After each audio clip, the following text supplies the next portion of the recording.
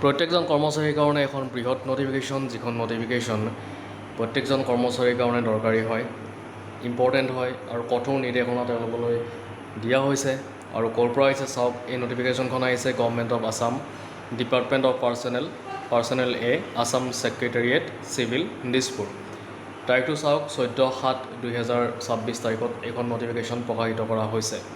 আৰু এই নটিফিকেশ্যন পঠিয়াই দিছে, এইখন নটিফিকেশ্যন পঠিয়াই দিয়া হৈছে the senior most secretary to the government of Assam administrative department all. Subject হৈছে advisory on timely processing of leave application. বিষয়টো চাওক, ছুটীৰ আবেদনসমূহ সময়মতে নিষ্পত্তি কৰাৰ বাবে পৰামৰ্শ। ইয়াতে লিখিছে, ওপৰত উল্লেখিত বিষয়ৰ সন্দৰ্ভত জনোৱা হৈছে যে শিশু যত্ন ছুটী, চাইল্ড কেয়াৰ লিভ CCLকে ধৰি বিভিন্ন ধৰণৰ ছুটীৰ আবেদন চৰকাৰী কৰ্মচাৰীসকলে বহু সময়ত অতি কম সময়ৰ বাবে আগতে বা ছুটী আৰম্ভ হোৱাৰ একেবাৰে ওচৰত দাখিল কৰে। ওপৰত উল্লেখিত এই বিষয়টোৰ ওপৰত লক্ষ্য কৰা গৈছে যে এনে আবেদনসমূহ বিভিন্ন প্ৰশাসনিক বিভাগ, সঞ্চালকালয় আৰু অধীনস্থ কাৰ্যালয়ত সময়মতে প্ৰক্ৰিয়াকৰণ আৰু নিষ্পত্তি নোহোৱাৰ বাবে অপ্ৰয়োজনীয় বিলম্ব হয়। ইয়াৰ ফলত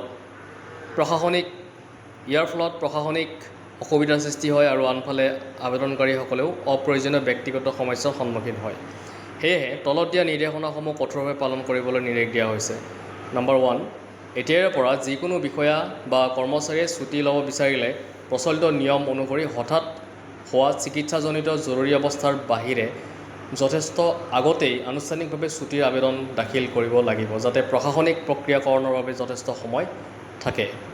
নম্বৰ 2, সকলো প্ৰশাসনিক বিভাগ, সঞ্চালকালয় আৰু অধীনস্থ কাৰ্যালয়সমূহক সকলো ছুটীৰ আবেদন দ্ৰুতভাৱে প্ৰক্ৰিয়াকৰণ আৰু সময়মতে নিষ্পত্তি নিশ্চিত কৰিবলৈ নিৰ্দেশ দিয়া হৈছে। আপোনাৰ প্ৰশাসনিক নিয়ন্ত্ৰণাধীন সকলো সংশ্লিষ্ট বিষয়া কৰ্মচাৰীৰ দৃষ্টি আকৰ্ষণ কৰি এই নিৰ্দেশনাসমূহ কঠোৰভাৱে পালন কৰাটো নিশ্চিত কৰিবলৈ অনুৰোধ জনোৱা হৈছে।